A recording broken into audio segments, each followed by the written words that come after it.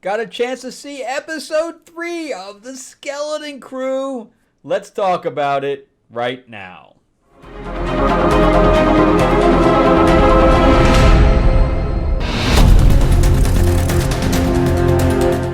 Welcome back to the channel, everyone. Thank you so much for spending time with me as we rant about movies, comic books, and television shows, as well as the occasional board game. I am your host, Frank Zanka. I'm an award-winning screenwriter, novelist, and comic book writer, as well as a filmmaker. And yeah, I did get, as far as comics are concerned, I did get my new book in. This is one of the ones I wrote. This is issue 2 of Lords of L.A. This is my vampire mob set in 1950s Hollywood, about Lena Morgan, who is a lounge singer in the 50s. Marilyn Monroe is also in this. And yeah, she is involved in a lust triangle with the two mob bosses that want to possess her. One of them turns her into a vampire. She doesn't know which one. And she returns to LA 60 years later, toting revenge against both of them. So yeah, it's a fun little series. And this is the samurai cover. We also have the Helene cover, and this is the Katana cover. I have 2 more covers coming in right now, and then this is issue 1, and you can see it is an adult book, so there is plenty of blood, sex, and gore into it. Anything that you kind of want in a vampire book is in here. But I do sign them, so if you'd like a copy, let me know. Just let me know in the comments section, and I can reach out to you. Plus, we are doing a 50th anniversary Green Hornet anthology with Moonstone Books, with Kevin J. Anderson being the headliner. He is the creator of Thrawn for Star Wars, and along with Kevin J. Anderson, who writes for Dune, Brandon Easton, who did the Peggy Carter series for Marvel. Just a pile of people. It's going to be awesome. Again, we're going to be launching in January. But if you go to greenhornetnoir.com, you can sign up to get notified. There's also a link in the description below that'll take you there as well.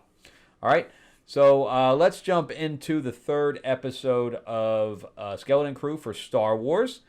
This is Disney Star Wars, and there really is a big distinction.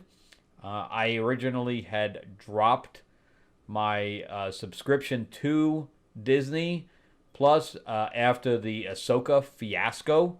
I thought it was one of the most horrible renditions of those characters I have ever cared to want to witness. It was I don't think it was Rosario Dawson's fault, but it is in my opinion horrendous, especially when the cartoons were so good. So here, and then we of course had the Acolyte, which the only time I watched that is through somebody else's reaction videos on YouTube.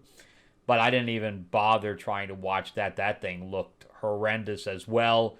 So, Kathleen Kennedy continues to pound the stake into the heart of the already dead and undead corpse of Star Wars. So when everybody said this was good, and I'm like, really? Star Wars Goonies? I'm like, I don't know. But it's more, I think, I can see the Goonies thing, but I think it's more like Treasure Planet, in my opinion. But I decided to give it a shot, and I'm glad I did. I think it's pretty good. I think that the 2 showrunners are doing a really good job here. It has its holes, for sure. It's not a perfect thing at all. And I do agree with people that say, well, there's really no storyline. It's just them going on an adventure. And I do agree. I mean, the plot line is paper thin. It's purely about them trying to get home and, these people looking for the treasure that's on the planet, which is why I call it Treasure Planet, because it's basically what it is, which is basically Treasure Island. And we even have Smee, which is the droid. And the droid, because it's called SM-33, but if you turn the 3s backwards, it's Smee.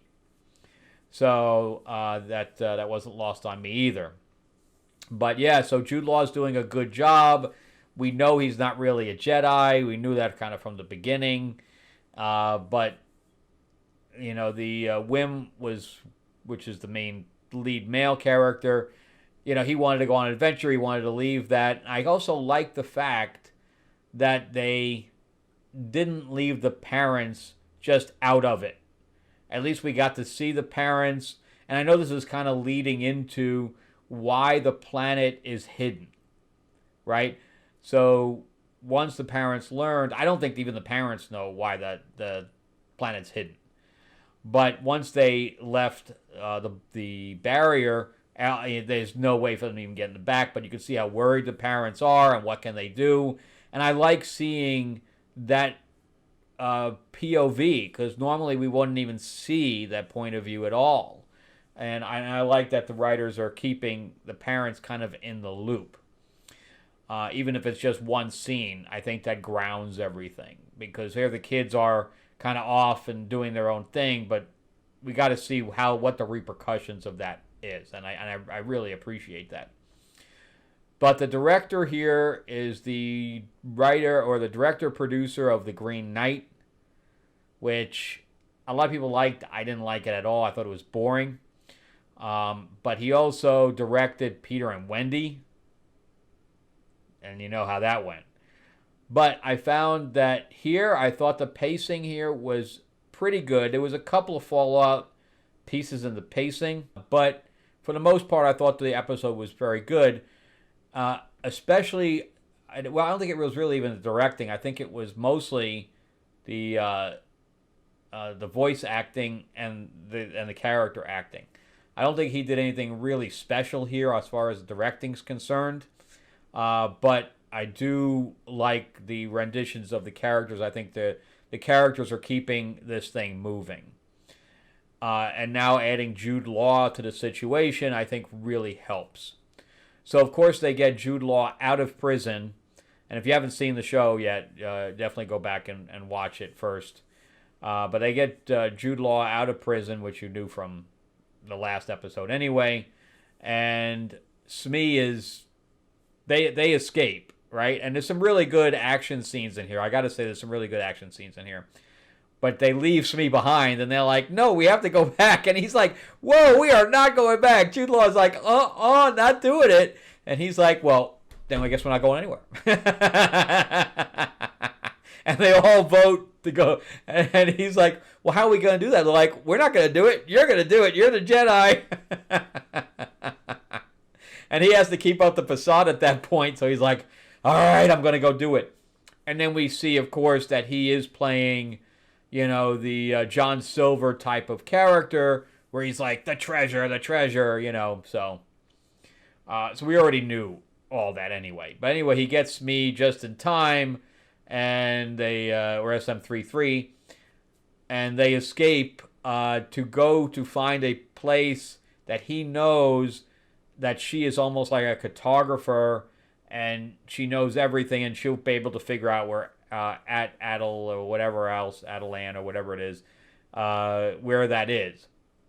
And I really like the fact that they're thinking out of the box and didn't make everybody human. They have the budget to make aliens all over the place, and thankfully they're finally doing it. So this is like an owl cat? It's got whiskers. So it's like an owl cat? I don't know. I thought it was cool. And the voice acting on it is very, very good. I think it was called Kim or something like the Kim. I think it's Aliyah Shawkat that's doing it. And if it is her, she did a really good job. And the voice from the guy from Nick Frost, he does a good job as well for the droid. Anyway, everybody's doing a really good job. I can't really complain about everybody, but everybody's got huge credits. I expect them to do really, really well. But anyway, I like also how they got into the gunning thing. I like the drop down that goes into the gunning pits. I was almost expecting them to hit one another. They're just spinning around shooting. And, he jumped into that seat, Wim. I thought that was cool. He's like, oh my God, yes, this is what I always wanted. To be shot at. And I do chuckle occasionally during the delivery and the line. So again, shout out to the writers on that, and to the actors, taking control of their characters and making it a little more whimsical. I am enjoying that it's not that, because some of the other reviews were like, it's not very deep, and yes, it's a whimsical little show, and I'm okay with that. I'm okay with it going absolutely nowhere and just giving us a little bit of a little bit of adventure.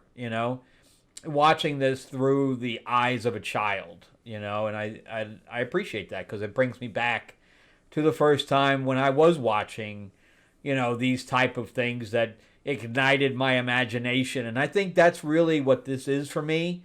It's just a call back to the igniting of imagination. And again, it's none of that's lost on me. So we have this other creature here that plays along with, we find out that Jude Law is an actual pirate, Crimson Jack, I think he is, which is almost like Jack Sparrow, I guess, without the drunkenness. But she knows he's bad news and calls the authorities on him, which is the Republic, because we see some. I really loved the X-Wings coming up, and they had a fight with one hand behind their back because they didn't want to hit with the kids being in there. So good stuff, and they had to let him go because, like they said, as soon as they landed, they're like, what can we do with the kids in there? Really good stuff. So I'm looking forward to this continuing, and I hope that Kathleen Kennedy gets her head out of her ass and says, yeah, this is how we should be doing things, so let's do some more stuff like this. All right, well, that's it for me. Thank you guys for watching. I greatly appreciate it. Let me know if you're enjoying it, if you agree with me, or if you don't. And if you think it's a piece of crap, then let me know that as well. Why do you think that you disagree with me completely on it? All right, so also remember that go to greenhornetnoir.com and sign up to get notified about when we launch that in January with Timothy Zahn. And then on top of that, if you can give me a like, give me a thumbs up if you can, and if you can subscribe, ring that little bell there, ding ding, it is free, and you'll get notified about when I release new videos. I am going to do a Kraven the Hunter. I'm going to go see that on Friday. I normally go on Thursdays, but without security there, I almost got arrested, a few weeks ago, so I have to have security there, and I only bring for security on Friday, Saturday, and Sunday. So, all right, well, thanks a lot, guys. Happy holidays. Thanks for watching, and I will see you on the next one. All right, bye-bye.